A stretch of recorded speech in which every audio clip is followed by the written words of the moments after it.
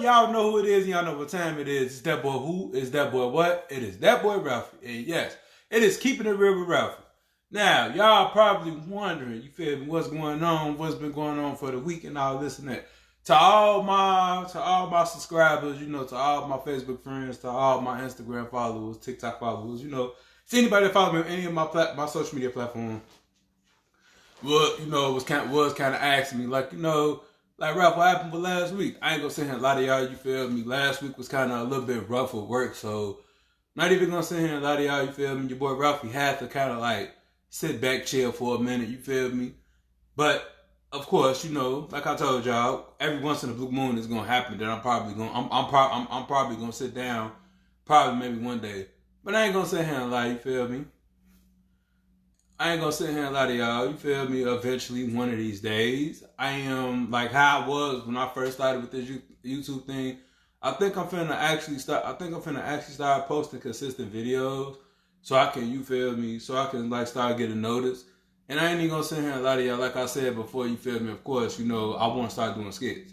And I ain't even gonna sit here and lie. Me and my girlfriend was talking about, well, we was talking about the majority of stuff that we actually wanna do with the skit. So I ain't even gonna sit here and lie, you feel me? Like I said, down the line in the future, it will be coming. So y'all stay tuned. Y'all be, you feel me? Keep your eyes open for it. So pretty soon it's coming. But anywho, of course, you know, I'm doing one of my daily, weekly recaps, you feel me, from this past week and what all has happened. So, of course, first things first, what we're going to start off with. Now, to all my WWE fans, if you haven't seen Backlash Saturday, if you haven't seen Backlash this past Saturday, it is on, if you have a Peacock account, you feel me, go on Peacock, you know, go to the WWE section, and it will be there. It should still be on replay, basically. But, anywho, not even going to sit here and lie to y'all. The very first match of Backlash, which was Randy Orton and Kevin Owens, as literally, it's crazy, it's their initials, RKO. Well, Randy Orton's finished RKO, but anywho, the craziest part about it, how the match started off. Like what's crazy, the match didn't even really start. It basically just started with them just all brawling with one another. So then when it all really came down, that Nick Aldis came down there basically and just, Nick Aldis basically came down there and said, you know what, since y'all want to keep doing this and doing that, we're going to make this a no disqualification street fight. And I ain't going to sit here and lie, every ounce of that match was hardcore, literally. When I say hardcore, literally, you had fucking Randy Orton RKO solo on the announcement table. You had Kevin Owens throw solo through a table. You had Kevin Owens whacking Tommy Tonga with chairs and just kept stacking them. And then I forgot the name of the move. He always hit off the top rope. He ended up hitting Tommy Tonga with it. And as referee hand almost went down for 3. You feel me? Tama Lowe, which is Tommy Tonga's brother, which we all know them in New Japan. Once knew in Japan was the Gorilla, the God, the Gorillas of Destiny. Now we have the Bloodline 2.0, which I'm kind of sure people was probably expecting to see. Which people was probably more expecting to see, you feel me, was Jacob Fatu, because he had signed with the WWE. But from what I'm thinking they finna probably pair him up with Jimmy, Jay, and Roman. You feel me? Even though Roman's name is not, even though Roman's was not, you feel me, with the Fatus, but still, when it's all said and done, they are related. And the thing is, it's just, I'm not even gonna say a lot. The Bloodline story, just when you thought it ended with Cody Rhodes beating Roman Reigns for the WWE title, you literally sat here and thought like, damn, the Bloodline story is over here, but it's not. It's actually building something towards nicely. And that's why I kind of say I truly and dearly think Roman, I truly and dearly think I truly and dearly think The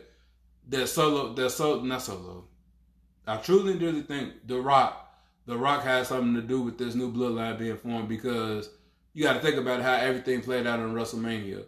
Like, and all odds of meets, you got to think about it. There was failure. You feel me? Jimmy Uso lost to his brother Jay. Then of course, you know, Roman lost the WWE title after after 1,316 days. So You gotta sit there and think. You actually gotta sit there and think about it. The Rock, like The Rock said, I am the final boss, and I will not tolerate failure, none of that. And it's crazy because if you really sit back, Solo really sat there and said that. Solo really sat there and said it, and look what happened. You feel me? As he sat there and said it, it was like wow. And the thing is, it's just like he took out his own brother Jimmy, and then of course, if y'all paid attention on Backlash and actually seen what happened. Like when Jimmy was getting ready for his match, of course, the Bloodline 2.0 walked right past. Then next thing you know, that's when Paul Heyman just sat there and just it's basically like Paul Heyman's like, help me, I need help out of this situation. But we already know pretty soon down the line, Roman Reigns will be back. He will be back down the line. We just don't know when. Cause I'm not like I said, he does deserve a well-deserved break. He does deserve a well-deserved break and all that. So, hey, when it's all said and done, he got it. But long story short, another match of Backlash. It was a triple threat match. It was Bayley versus Naomi versus Tiffany Stratton. And I'm not even gonna say her a lot. Tiffany Stratton, she has, how can I put this in words? She's nothing but 25 years old. And I'm not even gonna sit here and hold y'all. You feel me? She has a lot. Like she still has a lot to learn. I wouldn't be surprised if the WWE give her a major push as you feel me, letting her win the Money in the Bank, which I think that's in July. That's in Toronto, Canada this year. So I'm not even gonna sit here and lie. Like I said, all three women put on a phenomenal performance. Even though Bayley came out with the win, and I'm not even gonna sit here and lie. Bayley, don't get me wrong. Bayley is one of the few women to be a Grand Slam champion in WWE history. So, hey, I ain't gonna sit here and lie. I don't knock Bayley from where she come from. Then, of course, you have Naomi. Naomi, I'm not even gonna sit here and lie to y'all. Naomi has the gift. She has the tools to do what it takes to be what she wants to be.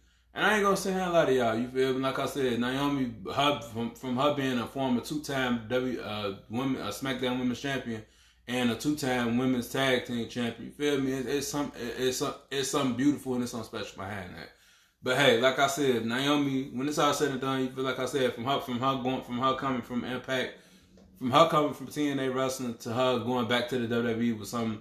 Well, you feel me, was very something special and very, you feel me, very nice. But I think the next match after that was Jay versus Damian Priest.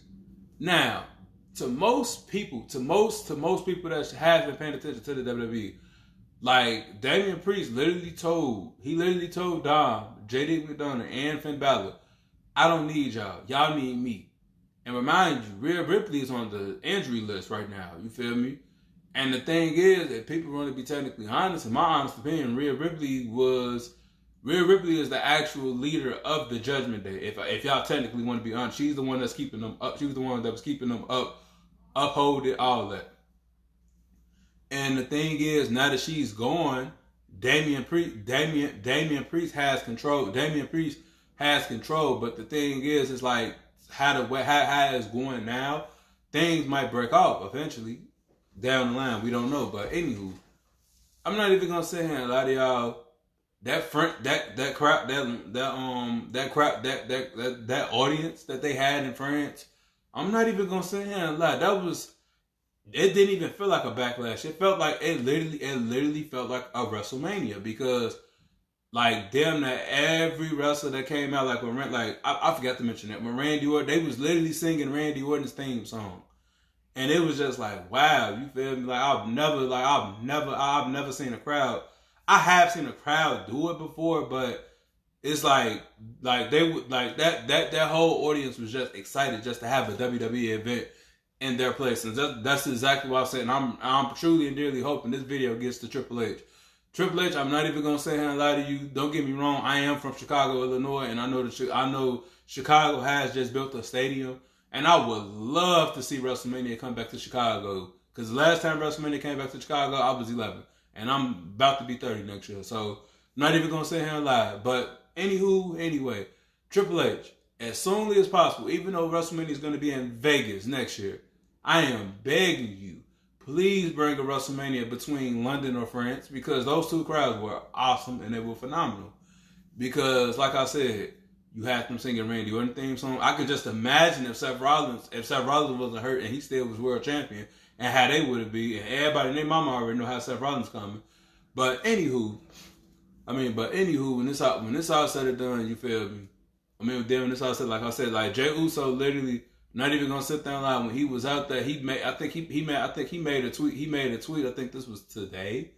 It was either today or it was yesterday when he made the tweet saying, you feel me, the Fireflies came out there. Because literally everybody cut the flashlights on their phones while he was doing this little thing. And of course, you know, that was kind of like a shout out to Bray Wyatt. May he rest in peace. You feel me? Because Bray Wyatt, I'm not even going to say a lot of y'all. Bray Wyatt is something extraordinary and he's definitely missed. But the thing is, I think like, how can I put this with that match with Damian and Jay? I'm not even gonna lie. It damn for sure was a good match. It had its turns of events, and I ain't even gonna sit here and lie. Like, don't get me wrong. I want as badly as I wanted Jay to win, and he didn't. It was like, damn, you feel me? Like, but eventually, when it's all said and done, when the time is right, Jey Uso will win his very first singles title. Because of course, you know, like, how can I put this? You like literally, you feel me? Sometimes you sometimes have to lose.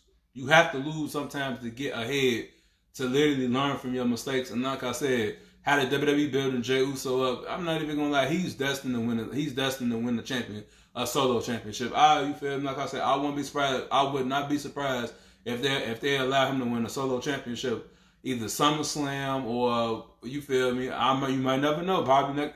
How could I put this? With Money in the Bank coming up in July, who's to sit here and say he probably wins the man's Money in the Bank and probably cash in on Damian or Cody? He could cash, but nah, I highly doubt he cash in on Cody. But anywho, like Damian Priest was basically sitting here saying, I don't need the Judgment Day. Y'all need me. But anywho, when it was all said and done, I'm not even gonna say, like I said, that match was great. And it's just like, you feel, of course, if it wasn't for Damian, I mean, if it wasn't for JD, if it wasn't for JD McDonough, and if it wasn't for Finn Balor, Damian Priest would have won that match. Because I ain't gonna lie, it was plenty of times Jey Uso had him down on the ropes. But the thing is, I truly and dearly, and I'm pretty sure everybody else feel like this, I truly and dearly feel like Finn Balor's gonna end up turning on Damian, and he's gonna make the rest of the Judgment Day turn on him, and that's probably gonna lead into a match. That's probably going to lead into a match into SummerSlam, which I would not be surprised. But hey, when it's all said and done, I ain't going to sit here and lie to y'all. Shit, I'll be excited to see it because, hey, Finn Balor, I'm not even going to sit here and lie to you. Finn Balor is one of those, you feel me, like, they giving him opportunity, but it's just like, since he got, like, it was like when he got hurt, when he won the Universal title, they never really gave him a fair shot. They end up sending him back to NXT. And I ain't gonna lie, he did good. He did good his second run in NXT, but they never too much gave him the automatically push that he needed, that he desired for, probably, in my eyes. And I ain't gonna lie, seeing him and Damian go at it, it's gonna be something special. Not even gonna lie to y'all. Then the other match was Bianca Belair and Jade Cargill versus Damage Control's Kabuki Warriors. Now, I'm not going to sit here and lie to y'all. It would, like, if you really pay attention to the match, it was a lot of botches going on throughout Backlash. I'm not going to sit here and hold y'all. You feel me? Tama Lowe was supposed to do this. And then, of course, if you look at a different angle, the referee basically made himself roll out the ring. Then I guess, like, when they looked at the whole thing of the ring was coming down, and it was just like, damn, okay, you feel me? That was kind of a botch a little bit. But damn it, I mean, the Kabuki Warriors and Bianca Belair and Jade Cargill match, it was a lot of botches going on, and the crazy part, I hated that they tried to throw at all that Jade Cargill. Like, it would, like, don't get me wrong, she did a few, but it wasn't just her doing them botches. You feel, you had Kairi Sane doing them, and you had Asuka doing them. But I ain't gonna sit here and lie to you. Overall, the result, it was damn for sure a good match. You feel me? They put on They put on a great show, you feel me? And I ain't even gonna say a lot of y'all just to actually sit here and see, you feel me, another pair of black women win the WWE Women's Tag Team titles. It's something special. And then, you feel me, like I said, Bianca Belair is she's one of those generational talents, and it's just like all the hate, the criticism that she gets from people. You feel me? It's crazy because it's just like, Bianca Belair is probably top. She's top three. She's top three in my eyes of this women's division. You feel me? Because if y'all think about it, look about it. If y'all really think 10 to 20 years ago, they was calling them divas at first. Now they're just saying the women's division. They changed it up, and I'm not even gonna sit here and lie. One of the main people to sit here and think for that is Triple H, because I'm not even gonna sit here and lie. Triple H has really made something spectacular with the WWE now, and I'm really loving his process that he's making with the WWE and all that, because it's just like, you feel me, like it's more to it, and there's more opportunity, and not even that. Majority of the people that you are seeing coming to the WWE, I'm not even gonna lie, you would highly be surprised that the people that's coming to the WWE, because who would have ever thought? Don't get me wrong. Even though Tama Lowe was in WWE before, who would have known to see him come back? Tammy Tonga, who would have known to see him come in WWE? Damn that every,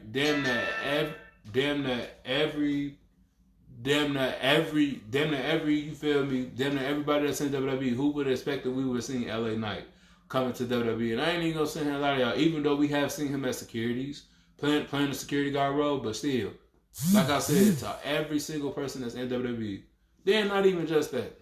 It's like WWE, the PJ, I say PJ.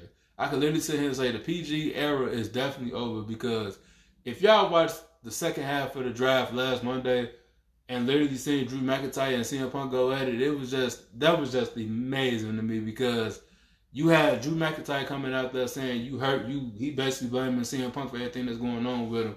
And it's so crazy, because as Drew McIntyre, you prayed on this man's downfall, and it's just like, now karma's coming at you. He literally cost you the World Heavyweight title at WrestleMania. That's number one. Then he cost you the number one contendership, and then it was just like last Monday. It was just like last Monday. You feel me? That made it so funny, because he was like, basically in words, how did he say it? I ain't gonna lie, it was funny to me. Basically how he said, you feel me, like, CM Punk, while you sitting there at home, I'm sitting here working, grinding and all this and that. Then it's just like, out of nowhere, CM Punk, I'm not sitting at home, Drew. I'm right here, you little bitch. I'm not gonna lie, that got me. And I'm like, oh my God. I'm like, oh my God. It's like they finna try to combine the attitude ever with the ruthless aggression. Like, please, let's do it like that. Triple H, like I said, keep doing your job, brother. But anywho, then of course we have the main event. We have Cody Rhodes. Well, let me rephrase that. We have the main event. We have the American Nightmare, Cody Rhodes versus the phenomenal one, AJ Styles. I'm not even gonna sit there and lie. The crowd literally had the camera shaking, and literally what they were saying to friends, you are truly the phenomenal one for AJ Styles. Then Cody, I'm not even gonna sit here and lie. Now the pyro, y'all need to do a little bit more better with the pyro, because I'm not gonna lie. Cody Rhodes' theme song, when he do that wall part, the pyro should be boom. You feel me? Just over the top, boom. But anywho, I'm not even gonna sit here and lie. That was in my honest opinion, that was a damn good ass match. If y'all technically want to sit here and be honest, like when I say a good ass match, that was a good ass match.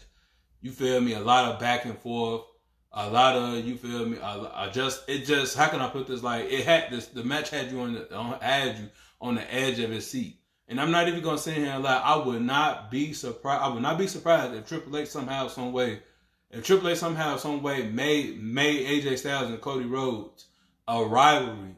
And I ain't gonna lie, it damn for sure could probably be a good ass rivalry, because as them being former 2 Bullet Club members, you might never know. You probably can build something off that rivalry between the two. You feel me? AJ Styles, even though most people love AJ Styles, you definitely could consider AJ Styles a heel now, because of his persona and how he's all about now. And then of course, you feel me? Then of course, you have Cody Rhodes, the new face of the WWE, and all this and that, as they quote unquote like to say. And I ain't even gonna sit here and lie to y'all. Cody Rhodes, like, I truly, like, even though you have some people out here that hates Cody Rhodes and call him a crybaby, this and that. My whole thing with this, My whole thing with this, and like I always tell people, I'm gonna keep saying this: give them a chance. We gave John Cena a chance, and look at it, and look what happened. We gave Roman Reigns a chance. Look what happened. We gave The Rock a chance. Look what happened. We gave Stone Cold Steve Austin a chance. Look what happened.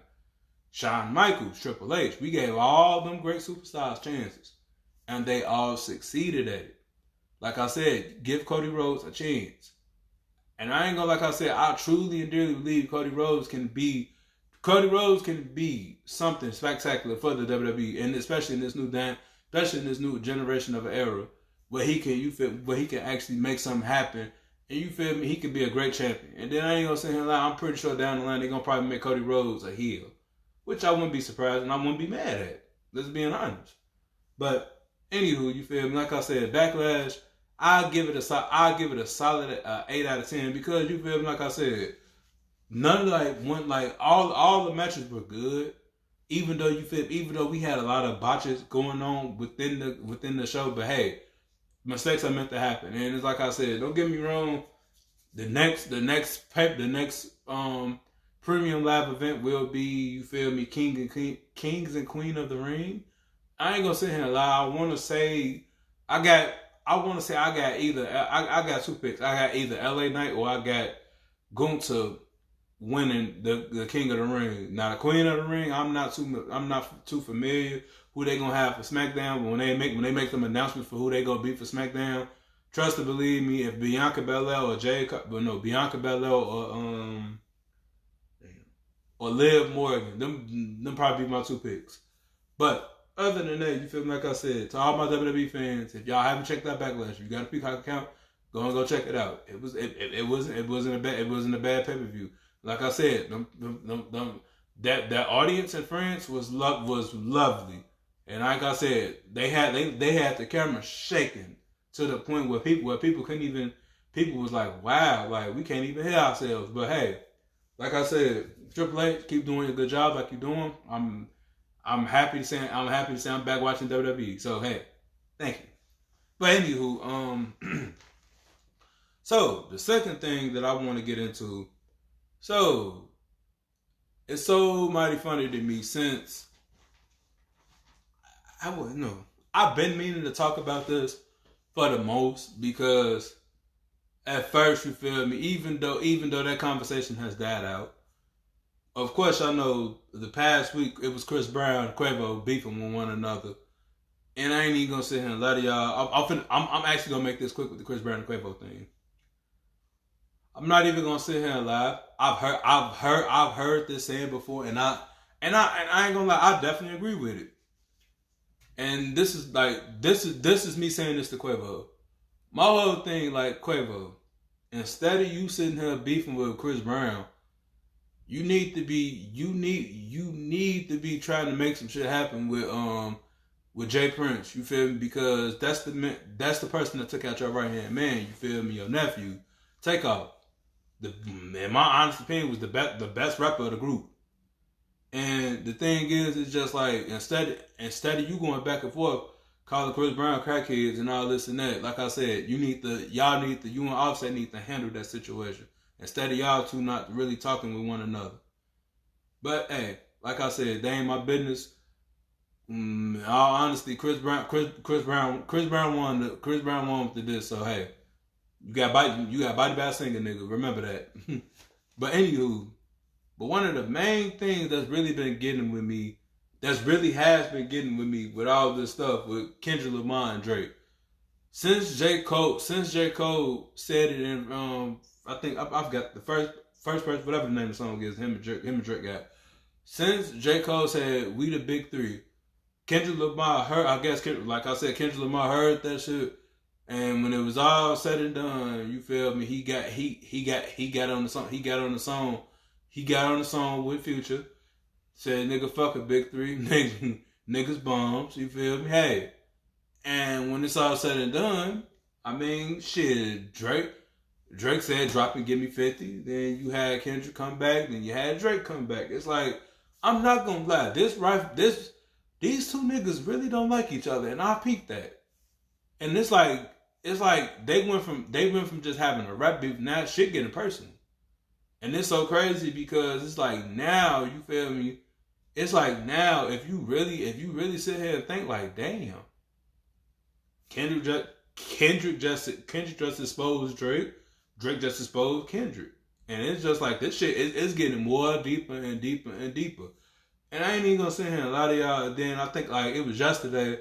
Yesterday I had got on Twitter, and you know, of course, my girl got on Twitter, and that's all we was down there seeing that our timeline was Metro Boom was just sitting here throwing shade at Drake.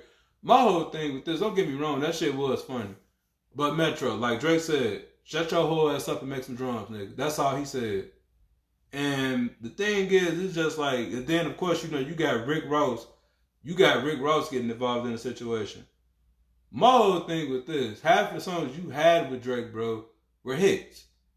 Don't get me wrong, you had some songs where you was like, for example, and let's just be real. Don't get me wrong, Rick Ross in the late 2000s, like 2007, 2008, 2009, I ain't gonna say a lot of y'all. Rick Ross had some hits. I ain't gonna sit here and lie to y'all, but y'all gotta sit here and think about it.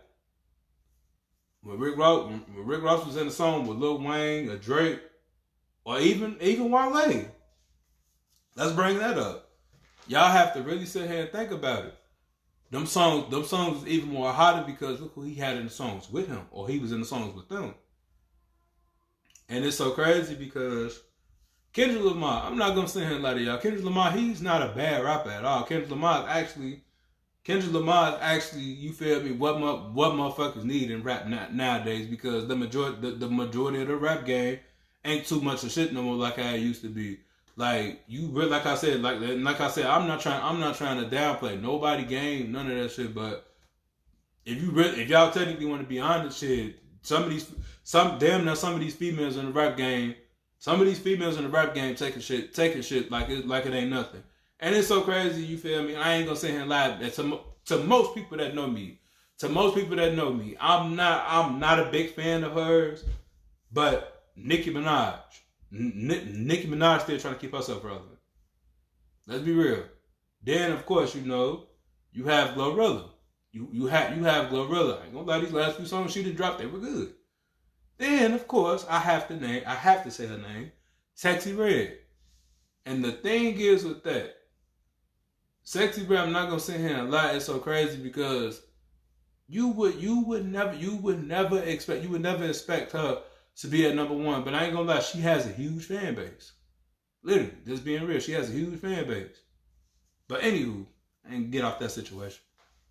But anywho, you feel me, when it's all said and done, like I said, Kendrick Lamar, when it's all said and done, he's not a bad rapper at all. I actually give Kendrick Lamar his props because I ain't gonna lie to y'all, Kendrick Lamar had some good, he had some hits with some songs. I'm not gonna lie, especially his last album that he dropped. I'm not gonna lie, that album was actually good. I'm not gonna hold y'all. And it's just, you feel me, like I said, my whole thing with this, like, from a rapper that's from Compton and from another rapper that's from Toronto, it's just like it's so crazy because y'all both are talented if y'all technically want to be honest. My whole thing with this, like, where did all this animosity, where did all this beef come from?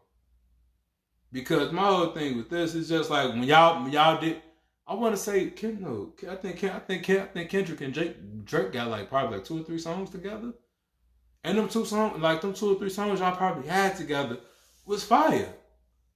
Come on now, let's just. I think what's that shit called, Poetic Justice? With that first song they had together, literally like 11 years ago. Come on now, that you couldn't tell me that song went fucking hot with Kendrick and Drake. What other song that they had? Oh, they was featured on the song. But then it was A$AP Rocky, 2 Chainz, Kendrick, and Drake. The song was fire. I'm not even gonna sit here and lie to y'all. And it's just like the thing, I'm not even gonna sit here and lie to y'all. J. Cole, at first, I'm not even gonna lie, at first I was upset with J. Cole, but it's like, nah, what's my reason to being upset with J. Cole?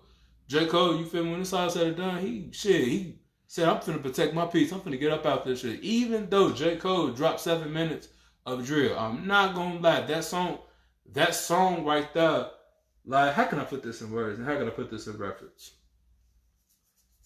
My whole thing with this, it's always been a debate who was the better rapper between J. Cole and Kendrick. And I ain't even gonna sit here and lie to y'all. Like I said, they're both great rappers in my eyes. But but when it's all said and done, J. Cole, you really got to sit here and put these two and compare them. That's like modern day Pac and fucking Biggie right there with them two. Well, yeah. But my whole thing with this is just like I said, in this generation of rap, I'm surprisingly we still have J. Cole, Kendrick, and we still, you feel me? Even Drake, Drake really not even a rapper no more like how he used to be. You damn near could say Drake is a pop star rapper now, because the minority of shit Drake rap about, it don't even be kind of relate. Like, how can I say this? The one, like, in my honest opinion, Drake's last album, you feel me? It was okay. I'm not gonna lie to y'all, it was okay. But to anybody that knows me knows I am a Drake fan. But this is the thing. My main two favorite albums from Drake that I will forever treasure and I will forever play, Take Care and Nothing Was the Same. Them was my favorite two albums by Drake. Cause you feel me? I ain't gonna lie, of course. You feel me? Them albums you couldn't say both of them albums had hits on them.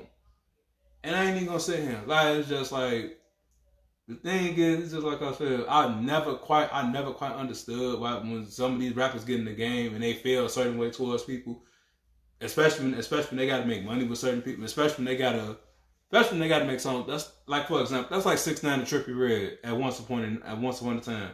Even though we all know rightfully in our mind, them two niggas still don't like each other.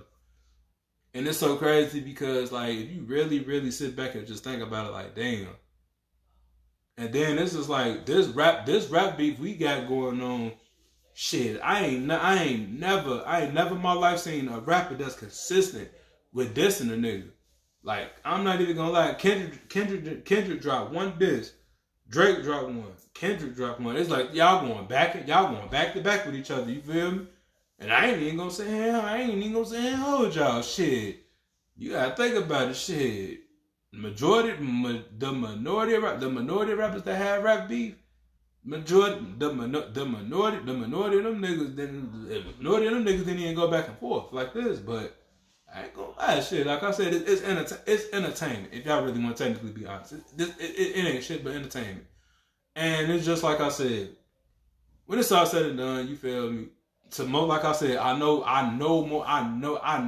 most people gonna be mad at me, but I ain't gonna sit here and lie. You feel me? I ain't picking nobody, but like I said, Drake. I've been listening to Drake literally since he first came out, probably like 2007, 2008, and I ain't gonna sit here and lie. You feel me?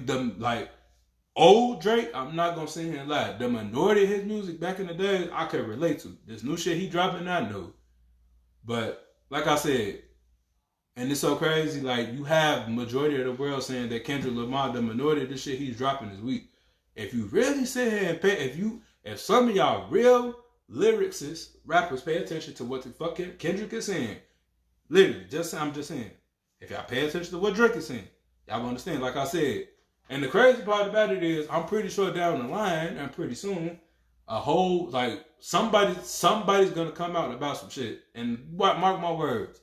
It's either going to be Kendrick or it's either going to be Drake that's going to be in some trouble. So, hey, down the line, we shall see. But, damn. And what else did I want to say? Oh. So, okay. The thing is, and I've kind of sort of peeped it a little bit just by looking at certain situations that I done came across and all this. Damn. Like, how can I put this in words? So, I have a homie named Rashad that I'm pretty sure I told y'all about, aka Sleepy. You feel me? Shout out my brother Sleepy. But he sent me a video. He sent me a video of corporate, and basically, I'm pretty sure the world. I'm pretty sure the majority of Chicago done seen it. Corporate said he was filming a video, and he just said, "You feel me?" Some dude just randomly pulled up on him and just basically said, "You feel me?" Like, "Hey man, pull me in the hey man, shit, just put me in the video." And all this and that. I ain't gonna sit here and lie. I can relate to that, but the thing is, it's just like with corporate, and it's like now I see why he's the way that he is towards people coming towards him and all this and that. And it's just like the thing is, like I said, if this video does get to corporate, I'm not gonna sit here and lie to you.